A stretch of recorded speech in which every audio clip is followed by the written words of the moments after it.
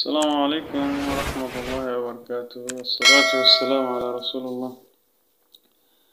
Zamani yanzu akan yawo da wasu maganganu a kafafen yaɗa labaru na zamani, wanda wasu labarun ba su inganta ba, ƙarya ce, wasu kuma ƙoƙari ne na haɗa fitina, musamman a ƙasashen namu na Afirka da ake ganin akwai sauran zaman lafiya a ciki. Yanzu Nijar na ga ana yaɗa wasu audio wanda suke ƙoƙarin tada fitinar rikicin kabilanci. Rikicin kabilanci baya da amfani, banda mai da ƙasa baya da 'yan ƙasa baya, ba abin da yake yi. Duk wanda bai san yadda rikicin kabilanci yake ma ƙasa, ya tambayi 'yan ƙasashe Rwanda da su Sierra Leone da Liberia da kuma makwabciya Nijar kin Najeriya. Ita ma rikicin kabilanci yana taɓa ta, musamman wasu garuruwa a ciki, wanda wa'annan abubuwa yaɗa su ko da gaske ne ma, yaɗa su mata da fitina ce, balle kuma furta abubuwan.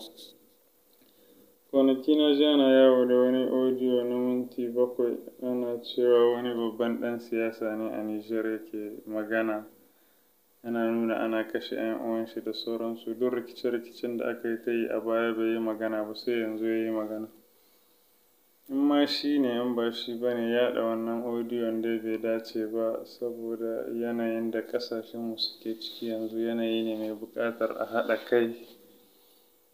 A haɗa kai da juna, a kawo ƙarshen matsalolin da ake ciki, ba wai a riƙa yaɗa abubuwan da za su tada fitina.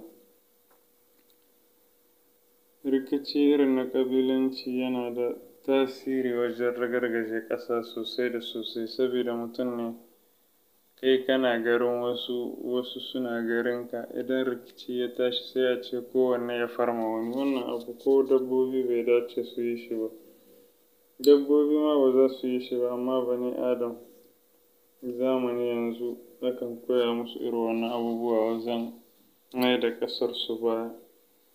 Ni dai ina ba da shawara, duk wanda ya ga audio yana yawo irin na tada fitina, daga nan ya goge shi, amma ya ƙara yaɗa shi shi ma, saboda yaɗa sharri aikata sharri ne. Wannan shi ne shawarata. Wassalamualaikum warahmatullahi wabarakatuh. Saboda 'yan siyasa, in mutum yana biye musu ma, zai mai da kanshi ne baya. Wasu 'yan siyasa da kuke ganin su nan, Allah ya kiyaye, idan rikici ya tashi a ƙasashenmu, ba za ka gan su ba, sai dai kawai ka ji su a ƙasashen Turai sun je sun samu mafaka, sun samu wuri sun zauna, inda wannan dama kai talaka ba ka da ita. Don haka talakawa a tsakaninmu mu riƙa ma juna adalci fiye da bibiyar 'yan siyasa har su kai mu su baro mu.